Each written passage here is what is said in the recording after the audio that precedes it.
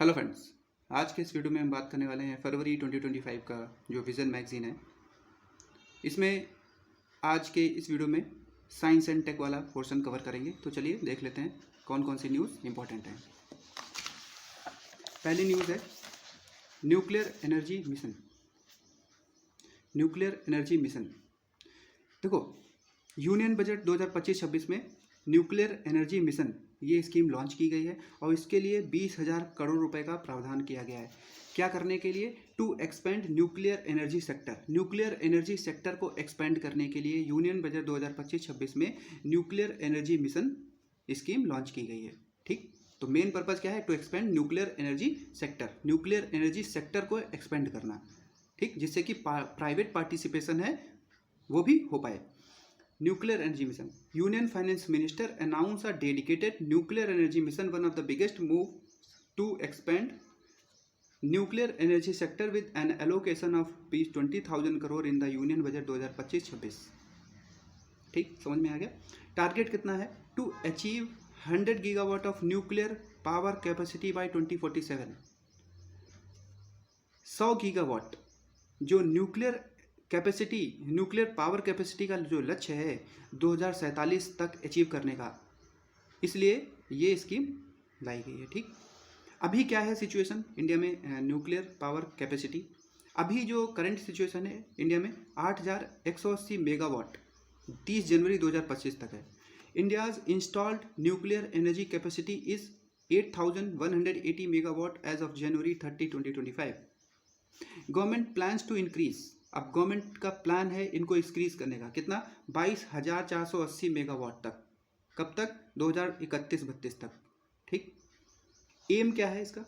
For research and development of small modular reactor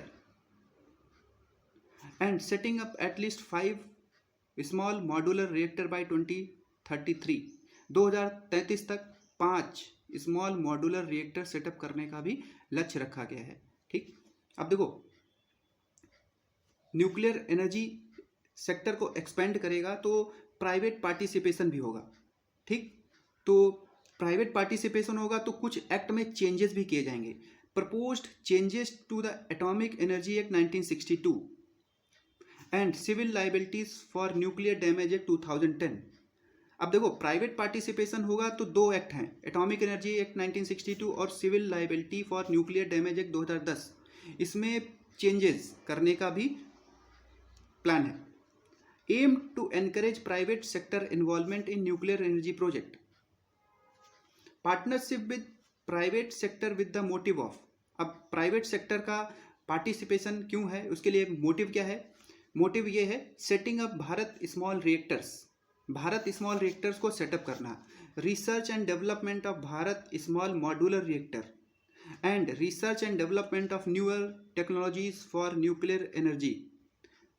ठीक, in addition to Bharat small reactors, Bhabha atomic research centre, आपको comment में बताना है Bhabha atomic research centre कहाँ है। तो Bhabha atomic research centre develop कर रहा है small modular reactors for repurposing retiring coal based power plant. देखो, जो traditional coal based power plant हैं उनको थोड़ा सा डीमोटिवेट किया जा रहा है जिससे कि क्लाइमेट चेंज के इम्पैक्ट को कम किया जा सके। And meeting power needs in remote location, और जो रिमोट लोकेशन पे एनर्जी की जो नीड है उसको भी पूरा किया जा सके। Indigenous technology development mission emphasis the development of Bharat small reactor which are compact of 220 megawatt pressurised heavy water reactor. जो भारत स्मॉल रिएक्टर हैं ये कॉम्पैक्ट हैं, किससे बने होते हैं? लगभग 220 megawatt pressurise heavy water reactors होते हैं, डिजाइन फॉर कैप्टिव यूज। देख लेते हैं अब क्या है। Help in energy transition, India's commitment to achieving 500 gigawatt. India का जो लक्ष्य है 500 गीगावाट, वो भी non fossil fuel based energy generation by 2030 तक। तो जो इंडिया का 500 गीगावाट नॉन फॉसिल फ्यूल का जो लक्ष्य है वो 2030 तक है। Meeting 50% of its energy requirement from renewable energy by 2030। अब इसमें से लगभग 50% जो एनर्जी रिक्वायरमेंट है वो रिन्यूएबल एनर्जी से भी आएगी। कब तक उसका लक्ष्य रखा गया है? वो 2030 तक रखा गया है। As placed at the COP26 summit in Glasgow 2021। Glasgow 2021 में जो समिट हुई थी COP26 की, उसमें ये लक्ष्य रखा गया था। ठीक, अब समझ लेते हैं क्या होता है स्मॉल मॉड्यूलर रिएक्टर। देखो, स्मॉल मॉड्यूलर रिएक्टर होते हैं एडवांस न्यूक्लियर रिएक्टर्स, जिनकी कैपेसिटी लगभग होती है 300 megawatt per unit. Small modular reactors are advance nuclear reactors that have power capacity up to 300 megawatt per unit, which is about one third of generating capacity of traditional nuclear power reactor. देखो, जो traditional nuclear power reactor होते हैं उनसे ये 1/3 energy capacity generate कर सकते हैं। ठीक है, जितनी traditional nuclear power reactor produce करते हैं उससे 1/3 प्रोड्यूस कर सकते हैं ये energy. Small modular reactor which can produce a large amount of low carbon electricity. अब इनसे लो कार्बन एमिशन भी होता है, जिससे कि क्लाइमेट चेंज का इम्पैक्ट भी क्या हो सके, थोड़ा सा कम किया जा सके। अब देखो, इसके कुछ कैरेक्टर हैं। स्मॉल होते हैं physically a fraction of size of conventional nuclear power reactor. Modular क्या होता है? Making it possible for system and components to be factory assembled and transported as a unit to a location for installation. मतलब easy to installation है। ठीक, कहीं भी easy कर, मतलब थोड़ा सा कहीं भी ले जाके इसको आसानी से सेटअप किया जा सकता है। Reactors harnessing nuclear fission generate heat to produce energy. Nuclear fission से इसमें एनर्जी प्रोड्यूस होगी। ठीक, अब देख लेते हैं क्या होते हैं टाइप्स ऑफ रिएक्टर क्या होते हैं। पहला होता है माइक्रो रिएक्टर। माइक्रो रिएक्टर की रेंज होती है लगभग 1 मेगावाट से 20 मेगावाट तक। स्मॉल मॉड्यूलर रिएक्टर की रेंज होती है 20 मेगावाट से 300 मेगावाट तक। और जो फुल साइज रिएक्टर्स होते हैं उनकी रेंज होती है लगभग 300 मेगावाट से लेकर 1000 प्लस मेगावाट तक। तो ये टाइप्स ऑफ रिएक्टर होते हैं। टाइप्स ऑफ रिएक्टर में माइक्रो होता है, स्मॉल होता है और फुल साइज रिएक्टर्स होते हैं। ठीक, तो ये न्यूज़ थी। नेक्स्ट न्यूज़ देख लेते हैं। नेक्स्ट न्यूज़ है deep ocean mission. Recently 4th generation deep ocean submersible named Matsya 6000 successfully completed its wet testing. देखो, जो 4th generation deep ocean submersible है जिसका नाम है मत्स्य 6000, इसने सक्सेसफुली वेट टेस्टिंग को पास कर लिया है। ठीक, अब समझ लेते हैं मत्स्य 6000 क्या है। मत्स्य 6000 इज इंडिजिनियसली स्वदेशी built manned submersible under Samudrayaan project. जो समुद्रयान प्रोजेक्ट है उसमें ये स्वदेशी मैन्ड सबमर्सिबल है। ठीक है, ऑब्जेक्टिव क्या है? Objective of Samudrayaan project to develop self propelled man submersible to carry 3 human beings to water depth 6000 metre. देखो, जो इस समुद्रयान प्रोजेक्ट है इसका मेन पर्पस क्या है कि self propelled man submersible to carry 3 human beings water depth 6000, मतलब 6000 मीटर की गहराई में 3 ह्यूमन बींग्स को ले जाके वहाँ पे जो साइंटिफिक टूल और ओशन एक्सप्लोरेशन का जो ओशन, जिससे कि ओशन एक्सप्लोर कर पाए, जिससे वहाँ पे जो इम्पोर्टेंट मिनरल्स हैं वो उसके बारे में जाने। तो ये मेन ऑब्जेक्टिव है समुद्रयान मिशन का। समुद्रयान मिशन का लॉन्च किया गया था 2020-21 में और इसका 5 साल का पीरियड था 25-26 तक, 2020-21 से टू 2025-2026। तो समुद्रयान मिशन का मेन प्रोजेक्ट क्या है? 6000 मीटर की समुद्र में 6000 मीटर की गहराई में जाना और वहाँ पे जो समुद्र को एक्सप्लोर करना, समुद्र की सी बेड जो है उसको एक्सप्लोर करना, जिससे कि वहाँ पे जो इंपॉर्टेंट मिनरल्स हैं उसको एक्सट्रैक्ट कर पाना। ठीक, डेवलप्ड बाय, अब इसको डेवलप किसने किया है? Developed by national institute of ocean technology. It is design to carry 3 human to depth of 6000 metre. ठीक, national institute of ocean technology is in Chennai autonomous institute under ministry of earth sciences. तो जो national institute of ocean technology है चेन्नई में है। ठीक, और ये जो इंस्टीट्यूट है वो मिनिस्ट्री ऑफ अर्थ साइंसेस के अंडर में आता है। ठीक, एम क्या है? To comprehensively study deep sea resources.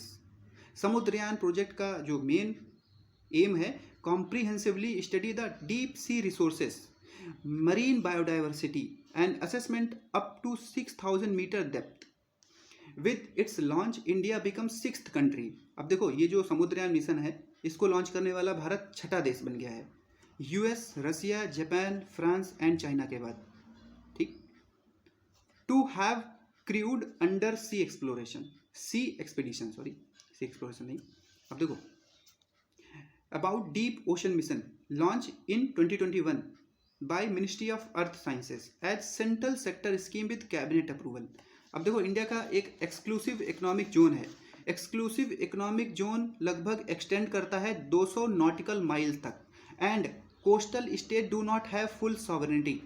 अब ये जो एक्सक्लूसिव इकोनॉमिक जोन होता है ये do not have full sovereignty, इसमें किसी की सॉवरेनिटी नहीं होती है पूरी तरीके से, but have sovereign rights, but कुछ सॉवरिन राइट्स होते हैं एंड जुरिस्डिक्शन होते हैं for exploration, conservation and management of marine resources. ठीक। तो ये डीप ओशन मिशन भी न्यूज़ में था। नेक्स्ट न्यूज़ देख लेते हैं। नेक्स्ट न्यूज़ है non communicable diseases NCD। Ministry of Health and Family Welfare launched the intensified special non-communicable disease screening drive। तो ministry of health and family welfare ने launch किया है special non communicable disease screening drive को। आप समझ लेते हैं क्या होता है इसके बारे में। इस about screen drive on non communicable disease. Aim क्या है? To achieve 100% in screening of all individuals age 30 and above. जो 30 साल या उससे ऊपर के इंडिविजुअल्स हैं उनकी 100% स्क्रीनिंग करने का लक्ष्य रखा गया है for prevalent non communicable diseases and 3 common cancers, oral cancer, breast cancer and cervical cancer. ठीक। ऐसे इंडिविजुअल जिनकी एज 30 साल या ऊपर के हैं उनकी स्क्रीनिंग करने का लक्ष्य रखा गया है और इनमें से 3 जो नॉन कम्युनिकेबल डिजीजेज हैं जो कॉमन हैं, कैंसर में ओरल कैंसर, ब्रेस्ट कैंसर और सर्वाइकल कैंसर, इनके खतरे को कम किया जा सके। ठीक। इम्प्लीमेंटेशन थ्रू आयुष्मान आरोग्य मंदिर and various health facilities nationwide under National Program for Prevention and Control of Non-Communicable Disease। देखो ये जो इम्प्लीमेंटेशन की जाएगी स्कीम वो की जाएगी through Ayushman Arogya Mandir and various health facilities nationwide under national programme for prevention and control of non communicable disease. ठीक। जो ये प्रोग्राम है इसके अंतर्गत इसकी स्क्रीनिंग की जाएगी। Ayushman Arogya Mandir are established under Ayushman Bharat initiative. जो आयुष्मान आरोग्य मंदिर हैं ये इस्टेब्लिश किए गए थे अंडर आयुष्मान भारत इनिशिएटिव के थ्रू। अब देखो NPNCD, ये NPNCD national programme for prevention and control non communicable diseases, formerly known as, ये जो NPNCD को formerly national programme for prevention and control for cancer, diabetes, cardiovascular disease and stroke was launch in 2010। जो NPNCD है इसको पहले national programme for prevention and control of cancer disease and cardiovascular disease के नाम से जाना जाता था, जो लॉन्च किया गया 2010 में। ठीक। NCDs as part of 11th 5-year plan. जो NCDs ये पार्ट थे किसके? 11th 5-year plan. 12th 5-year plan में प्रपोज किया गया था phased expansion to cover all districts. अभी जो 2010 में जो ये स्कीम लॉन्च की गई थी उसमें 100 districts in 21 states to combat NCDs को। अब जब 12th 5-year प्लान आया उसमें ये सारी डिस्ट्रिक्ट्स को इस स्कीम को कवर किया गया था। ठीक। 2013-14 subsumed under national health mission. 2013-14 में ये जो स्कीम थी नेशनल हेल्थ मिशन में सब्ज्यूम कर दी गई, which is flagship centrally sponsored scheme to achieve universal access to affordable and quality health care services. ठीक। क्या प्रोवाइड करने के लिए? Quality universal access to affordable and quality health care services को।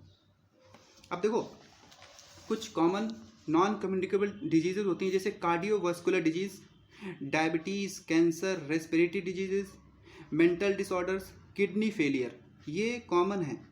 ठीक। Non communicable disease. Next news देख लेते हैं क्या है। अब देखो यहाँ पे कुछ डेटा दिया है। India's non communicable disease burden non communicable diseases account 63% of all deaths in India. जितनी भी इंडिया में डेथ्स होती हैं लगभग 63% उनमें से नॉन कम्युनिकेबल डिजीज़ हैं। पहली सबसे ज़्यादा है वो कार्डियोवैस्कुलर डिजीज़ है, जिससे कि सबसे ज़्यादा मौतें होती हैं इंडिया में कार्डियोवैस्कुलर डिजीज़ से होती है लगभग 27%। क्रोनिक रेस्पिरेटरी डिजीजेज हैं उसके बाद लगभग 11% मौतें होती हैं इंडिया में। कैंसर से 9% डेथ होती है, डायबिटीज़ से 3%, अदर जो एनसीडीज़ हैं वो 13%। अब नंबर यहाँ पे नंबर ऑफ केसेस के बारे में दिया गया है। Number of cases in India millions में, जैसे कार्डियोवैस्कुलर डिजीज़ से जो केसेस हैं इंडिया में लगभग कितने हैं 54.5 मिलियन। हेल्थ हार्ट डिजीजेस से लगभग 23.8 मिलियन, स्ट्रोक्स के 6.5 मिलियन, COPRD के 55 मिलियन। तो यहाँ पे कुछ एनसीडीज़ का केसेस वाइज डेटा दिया है, ठीक। तो मैंने सबसे ज़्यादा जो हाईलाइट किया है यहाँ पे कार्डियोवैस्कुलर डिजीज़ को, लगभग कितने केसेस हैं 54.5 million.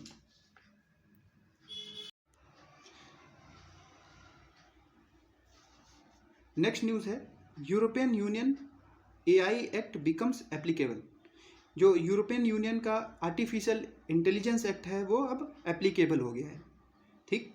Rules on AI literacy and prohibited systems. जो यूरोपियन यूनियन का आर्टिफिशियल इंटेलिजेंस एक्ट है वो AI लिटरेसी और प्रोहिबिटेड सिस्टम्स पे पेश्ड है। इनके लिए वो रूल्स बनाता है। उनके लिए ये बताया गया है कि कौन AI लिटरेसी भी ज़रूरी हो गई है और कुछ प्रोहिबिटेड आइटम्स हैं, ठीक। आर्टिफिशियल इंटेलिजेंस की कुछ प्रोहिबिटेड सिस्टम्स की कुछ लिस्ट है वो यूरोपियन यूनियन ने जारी की है, वो भी देखेंगे। तो artificial literacy and prohibited systems under European Union AI act, ठीक।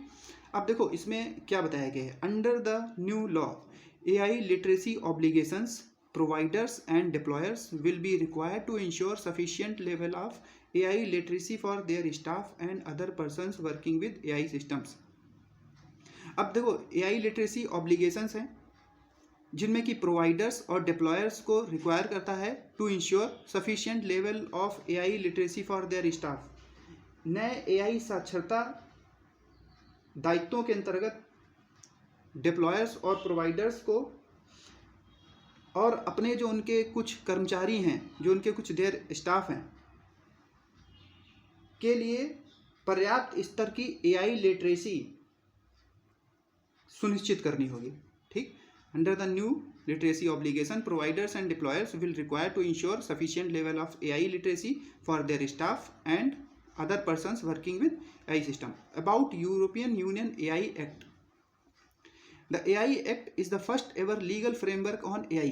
ये लीगल फ्रेमवर्क है पहला जो आर्टिफिशियल इंटेलिजेंस पे बेस्ड है। अब ये कब फोर्स में आया था, ये 2024 में फोर्स में आया था, लेकिन पूरी तरीके से ये इम्प्लीमेंट होगा 2026 तक, ठीक। अप्रोच क्या है, the act takes a risk based approach to regulation applying different rules to AI according to their risk they pose.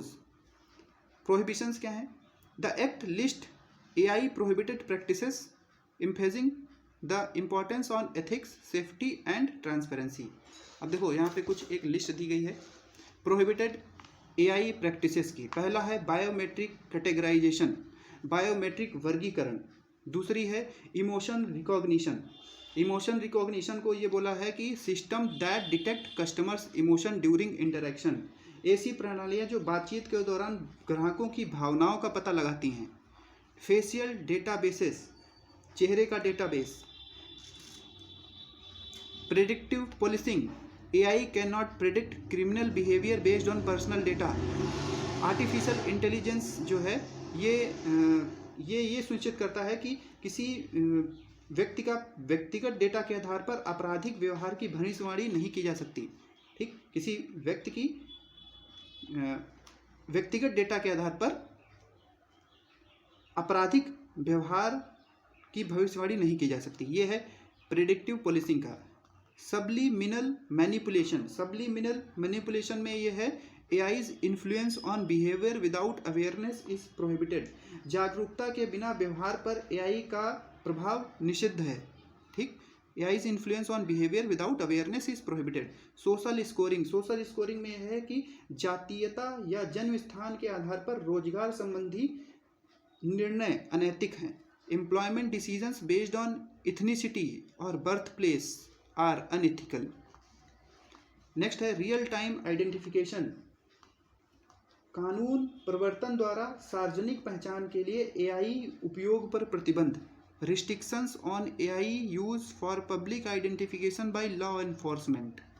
Next है एक्सप्लॉइटेटिंग वल्नरेबिलिटीज। कमजोरियों का फायदा उठाना। जोखिमग्रस्त समूहों को AI के शोषण से बचाना आवश्यक है। Protecting at risk group from AI exploitation is essential. Next news है gene bank for crops germ plasm. देखो यूनियन बजट 2025-26 में सेकेंड नेशनल जीन बैंक को स्थापित करने का प्रावधान किया गया है और ये जो सेकेंड नेशनल जीन बैंक है इसको फ्यूचर फूड और न्यूट्रिशनल सिक्योरिटी को ध्यान में रखते हुए स्थापित किया गया है कि फ्यूचर में फूड सिक्योरिटी को मेंटेन रखने के लिए। ठीक, a gene bank is repository of genetic material. जो जीन बैंक होगा एक रिपोजिटरी होगा जेनेटिक मटेरियल में, जिसमें कि सीड्स हो गए, पॉलन हो गए और टिश्यूज हो गए, samples to protect them from potential extinction से बचाने के लिए उनको प्रोटेक्ट किया जाएगा, जिससे सेकेंड नेशनल जीन बैंक स्थापित किया जाएगा। इसके लिए देखो जो फर्स्ट नेशनल जीन बैंक स्थापित किया गया था वो 1996 में किया गया था by the Indian council of agricultural research, national bureau of plant genetic resource in new Delhi.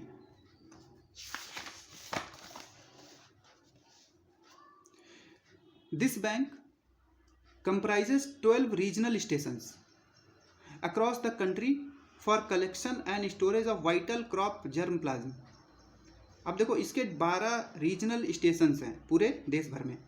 अब जर्म प्लाज्म क्या होता है? देखो जर्म प्लाज्म किसी भी जीव में मौजूद आनुवांशिक सामग्री का संग्रह होता है। आनुवांशिक बोले तो जेनेटिक, ठीक, जो उस जीव की आनुवांशिक विशेषताओं और गुणों को अगली पीढ़ियों तक पहुंचाने में मदद करता है। अब यह बीज भी हो सकता है, सीड भी हो सकता है, पराग, पोलन, स्टेम, टिश्यू या DNA के रूप में हो सकता है। ठीक, नेक्स्ट न्यूज़ है चाइनाज ईस्ट। अभी देखते हैं क्या है। China's east creates new record in fusion reaction. China का जो ईस्ट मिशन है उसने न्यू रिकॉर्ड स्थापित किया है, न्यू रिकॉर्ड सेटअप किया है इन फ्यूजन रिएक्शन में।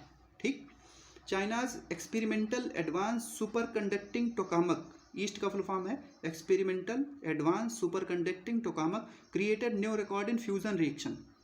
क्या है? EAST is also known as China's artificial sun, maintained a steady state high confinement plasma operation for 1000+ seconds reaching temperature 100 million degree Celsius. ठीक, अब देखो यहाँ पे दो कॉन्सेप्ट दिए गए हैं, nuclear fusion and nuclear fission. Nuclear fusion is the process by which two light atomic nuclei combine to form a single heavier one. देखो दो छोटे छोटे एटॉमिक न्यूक्लियाई हैं, इनको मिलाकर एक सिंगल लार्ज एटम बना दिया गया है, जिससे कि ये क्या होगा, two light atomic nuclei combine to form single heavier one while releasing massive amount of energy. ठीक, ये है न्यूक्लियर फ्यूजन, दो छोटे छोटे नाभिक एक में मिलकर एक बड़ा नाभिक बना दिया, सिंगल एक। ठीक, nuclear fission split a heavy element into fragments releasing energy. देखो ये भी इंपॉर्टेंट न्यूज़ है। 100th launch of the Indian space research organisation from Sriharikota. ISRO का 100th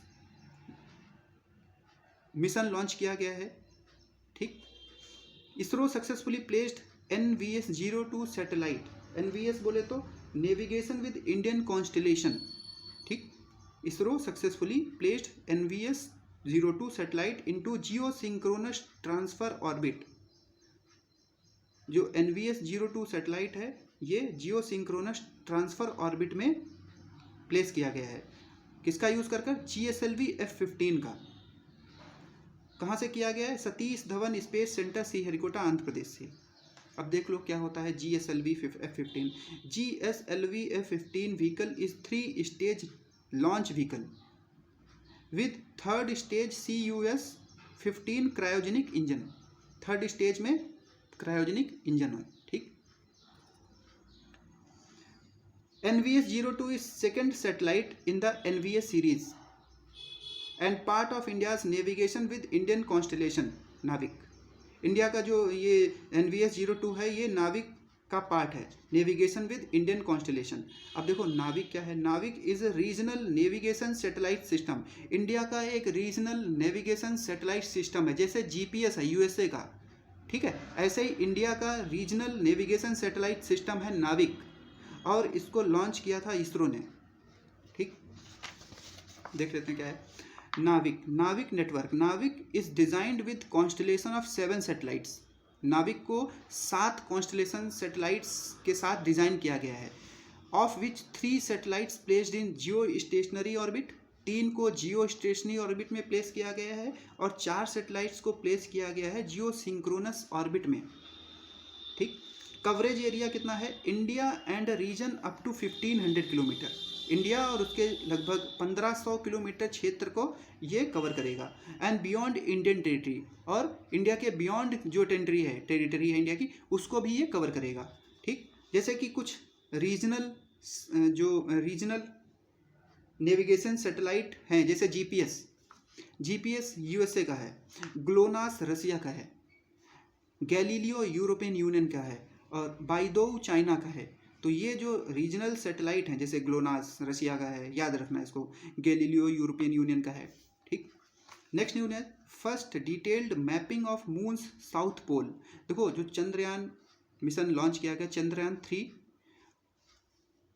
उनके साइंटिस्ट ने कुछ डेटा लॉन्च किया है मून के साउथ पोल के बारे में। फर्स्ट डिटेल्ड जियोलॉजिकल मैपिंग लिखा हुआ है यहाँ पे मैपिंग है, ठीक है। First detailed geological mapping of moon south pole area made from Chandrayaan data. Researchers from ISRO created the first detailed lunar map using data from Pragyan rover, ठीक। प्रज्ञान रोवर का जो डेटा था उसको उन्होंने रिलीज किया है, ठीक, which was developed by Vikram on the it's 9-day mission. South Pole Kitan Basin, Vikram landed near this ancient massive impact crater। अब देखो चंद्रयान 3 मिशन में 3 कंपोनेंट थे। Vikram lander, Pragyan rover, launch by LVM-3। Main objective क्या था? Demonstrate safe and soft landing, demonstrate rover roving on the moon, conduct in situ scientific experiment. Mission का जो life था वो 14 दिन था, 14 अर्थ डेज, मतलब 1 लूनार डेज, ठीक। नेक्स्ट न्यूज है NASA launches satellite to detect water on the moon. NASA ने एक सैटेलाइट लॉन्च की है जिससे कि मून पे पानी का पता लगाया है। Space x falcon 9 rocket launch NASA's lunar trail blazer orbit, ठीक। नासा ने स्पेस एक्स फाल्कन 9 रॉकेट का यूज़ करके बोल तो लॉन्च किया है। नासा ने space x falcon 9 rocket launch किया है, ठीक, लूनार ट्रेल ब्लेजर ऑर्बिट नाम से, ठीक। नासा का ये लूनार ट्रेल ब्लेजर ऑर्बिट है। As a secondary payload NASA ने लूनार ट्रेल ब्लेजर ऑर्बिट को लॉन्च किया है। Primary payload was intuitive machines lunar lander mission. जो प्राइमरी पेलोड था वो इनिट्यूटिव मशीन्स था। अब देखो IM-2's ऑब्जेक्टिव जो ये है इनिट्यूटिव मशीन्स, ये क्या है, इसके बारे में इसका ऑब्जेक्टिव क्या है? To settle on the moon, moon पे बसना, and it will drill beneath the surface in bid to find there water, ठीक। और वहाँ पे चंद्र मतलब to settle on the moon, moon पे बसना और वहाँ पे पानी की खुदाई करना, पानी के लिए खुदाई करना, ठीक, पानी का पता लगाना। लूनार ट्रेल ब्लेजर मिशन क्या है, ऑब्जेक्टिव क्या है? It will orbit an altitude of रफली 100 किलोमीटर, ठीक, 100 किलोमीटर के लगभग क्षेत्र को ये कवर करेगा। And collect high resolution images and targeted area to determine, और ये उस क्षेत्र के लगभग 100 किलोमीटर क्षेत्र को कवर करेगा, वहाँ की जो हाई रेजोल्यूशन इमेजेस को कलेक्ट करेगा, ठीक।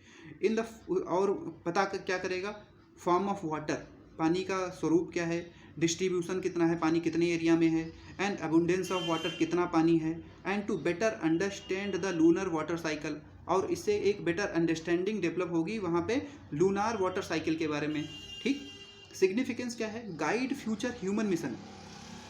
अब ये फ्यूचर के जो मून मिशन होगा, फ्यूचर के जो ह्यूमन मिशन होगा, ठीक, उनको गाइड करेगा to locate and extract water resources.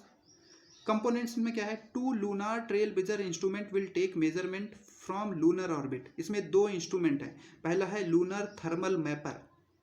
Lunar thermal mapper measure करेगा वहाँ की लूनार सरफेस टेम्परेचर को। एक है high resolution volatile and mineral moon mapper HVM3। ये क्या करेगा, will search the light pattern indicating water on the moon, या चंद्रमा पर पानी के संकेत देने वाले प्रकाश पैटर्न की खोज करेगा, HVM3, ठीक। इंपॉर्टेंस क्या है, drinking supply, breathable oxygen, rocket fuel, exploration of the solar system, ठीक। नेक्स्ट है रेड कलर ऑफ मार्स।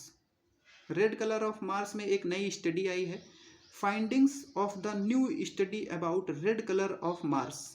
एक नई स्टडी आई, इसमें रेड कलर ऑफ मार्स के बारे में ये बताया गया है, previous studies attribute Mars red colour to anhydrous hematite formed through recent weathering.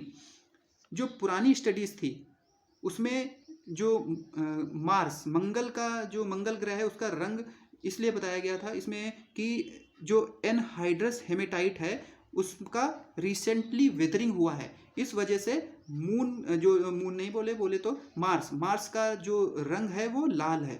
ये प्रीवियस स्टडी में बताया गया था। प्रीवियस स्टडी में मार्स का रंग लाल इसलिए बताया गया था क्योंकि एनहाइड्रस हेमेटाइट का रिसेंट वेदरिंग हुआ था। अब जो नई स्टडी आई है, new study finds poorly crystalline फेरी हाइड्राइट।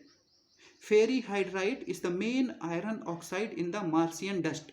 मार्सियन डस्ट जो चंद्रमा जो बोले तो मार्सियन डस्ट, मंगल की जो धूल है उसमें मेन आयरन ऑक्साइड जो है वो क्रिस्टलाइन, पुअरली क्रिस्टलाइन फेरी हाइड्राइट है। इसकी वजह से जो मार्स का जो लाल रंग है वो है, ठीक। It is form during a cold wet period on early Mars under oxidative condition. Next है Shatavari. Ministry of AYUSH has launch a campaign. Ministry of AYUSH ने एक मिशन कैंपेन लॉन्च किया है, जिसका टाइटल है Shatavari for better health, to increase awareness about the Shatavari's health benefit. अब देखो, शतावरी के कुछ हेल्थ बेनिफिट हैं, इसलिए मिनिस्ट्री ऑफ आयुष ने एक कैंपेन लॉन्च किया है शतावरी फॉर बेटर हेल्थ के नाम से, ठीक। अब शतावरी के बारे में जान लेते हैं क्या है। शतावरी का जो यूज़ है उसका मीनिंग है, पहले समझ लेते हैं शतावरी का मीनिंग क्या है। क्योरर ऑफ 100 डिजीजेस, 100 डिजीजेस को क्योरर करने वाला, ठीक, shatavari. It is medical woody climber, ये बूटी क्लाइंबर है, growing 1 to 2 metre in height. Uses क्या है, यूजेस है इसका dried roots, leaves are used as a drug in Ayurvedic medicine. Habitat कहाँ, ये कहाँ पाए जाते हैं, ये लो एल्टीट्यूड शेड में पाए जाते हैं, इन ट्रॉपिकल क्लाइमेट्स में। It is spread across Asia, Asia में पाए जाते हैं, ऑस्ट्रेलिया में पाए जाते हैं और अफ्रीका में मिलता है। शतावरी का जो लोकेशन है कहाँ पे है, एशिया, ऑस्ट्रेलिया और अफ्रीका में। हेल्थ बेनिफिट क्या है, improves female reproductive health, females की जो रिप्रोडक्टिव हेल्थ है इसको इम्प्रूव करता है, हार्मोनल बैलेंस को मेंटेन रखता है, अल्सर हीलिंग को ठीक करता है, promotes Vitality and longevity, imparts immunity, longevity को भी बढ़ाता है, दीर्घायु हो जाएगा इससे, ठीक है, imparts immunity, treating nervous disorders etcetera. तो ये है शतावरी के यूजेस। लास्ट न्यूज़ है Bharat tech triumph programme. Bharat tech triumph programme has been launch to support digital and online gaming in India. ये जो प्रोग्राम है भारत टेक ट्रिम्फ प्रोग्राम, ये लॉन्च किया गया है to support digital and online gaming के लिए, ठीक, इंडिया में। भारत टेक ट्रिम्फ प्रोग्राम को लॉन्च किया है ministry of information and broadcasting. ठीक, जो भारत टेक ट्रिम्फ प्रोग्राम है ministry of information and broadcasting ने लॉन्च किया है। ठीक, बस ये है। तो ये एक इस वीडियो में हमने कवर किया साइंस एंड टेक को। वीडियो अच्छी लगी हो तो लाइक करिए, सब्सक्राइब करिए हमारे चैनल को और शेयर भी करिए ज़्यादा से ज़्यादा। मिलते हैं नेक्स्ट वीडियो में। Thank you for watching.